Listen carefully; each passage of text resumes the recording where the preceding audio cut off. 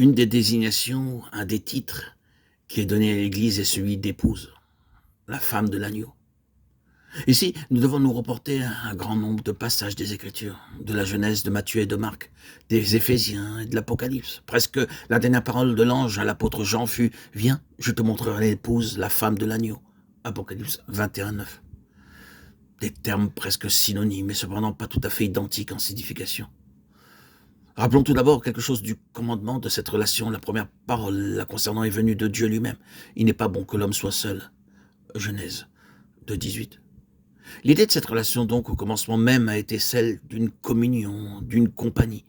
L'idée sublime de la relation entre Christ et son Église. Christ a aimé l'Église et s'est livré lui-même pour elle. Éphésiens 5, 25. Dieu, pour ainsi dire, a considéré son Fils et a dit « Il n'est pas bon qu'il soit seul ». L'Église, mystère des mystères, est supposée être dans cette relation-là à l'égard de Christ. Être sa compagne, avoir communion avec lui, avoir des échanges de pensée, de cœur pour agir ensemble. Et puis, Dieu a dit, je lui ferai une aide qui lui corresponde. Genèse 2, 18. Je lui préparerai une personne qui lui sied afin qu'elle l'aide, une personne appropriée pour l'aider. Une aide qui lui corresponde. Une idée très simple. Mais reporter cela à l'Église, apporter son aide à Christ, tenir compte des besoins de Christ, des désirs de Christ, se maintenir tout entière dans sa direction. Comment puis-je aller au-devant de lui, de ses désirs et de ses besoins? Comment puis-je mieux servir ses intérêts? C'est là, bien entendu, l'idée biblique d'une épouse. Mais la Bible a au moins en vue que la relation terrestre soit un reflet de celle qui est céleste, exactement comme Christ et l'Église. Éphésiens 5, 23, 29, 32.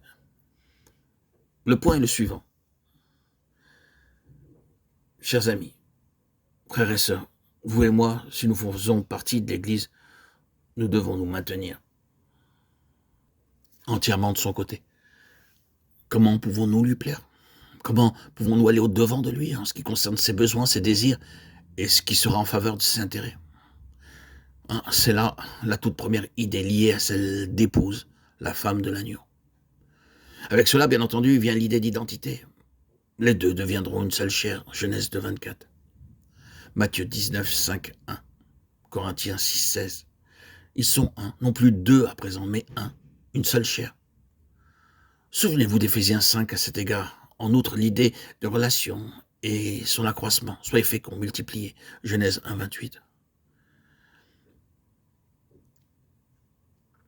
Il verra une postérité à cause du travail de son âme. Il rassasiera ses regards.